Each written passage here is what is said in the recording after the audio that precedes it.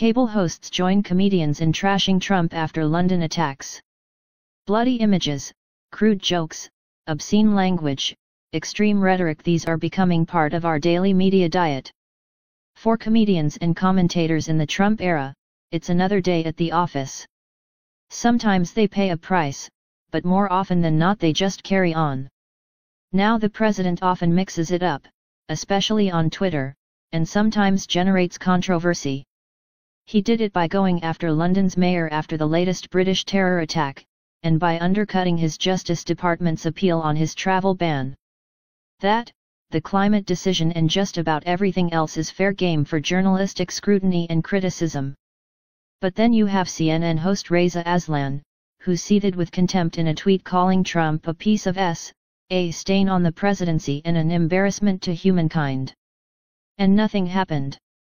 Aslan issued the most half-hearted apology imaginable. I lost my cool and responded to him in a derogatory fashion. I should have used better language to express my shock and frustration at the president's lack of decorum and sympathy for the people of London. So he doesn't regret the comments, just the cursing. CNN issued a mild statement saying such discourse is never appropriate and noting that Aslan is not an employee. But the network regularly gives him precious airtime, and by the way, Kathy Griffin isn't an employee either.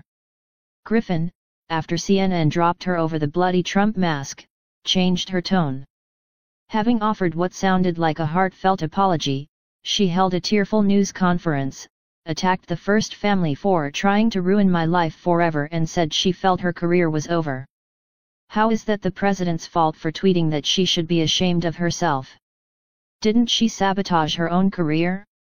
Stephen Colbert, of course, was not penalized for the crude sex joke he told about Trump and Vladimir Putin, and he surged past Jimmy Fallon in the ratings and won the season. Bill Maher is skating, too, for using the N-word on his HBO show. No one should ever use that radioactive racial epithet, but Maher did say he was very sorry for using the offensive word, and the joke was aimed at himself, not others. Plus, the media quickly moved on because it had nothing to do with Trump. We seem to be edging into an anything-goes media culture. On MSNBC, anchor Thomas Roberts asked, "Is the president trying to provoke a domestic terror attack with this Twitter rant only to prove himself right? That's a pretty serious suggestion." Kellyanne Conway called it over the top. On Fox and Friends, Daily Mail columnist Katie Hopkins suggested without challenge that the British government should round up 3,000 Muslims on a terror watch list and put them in internment camps.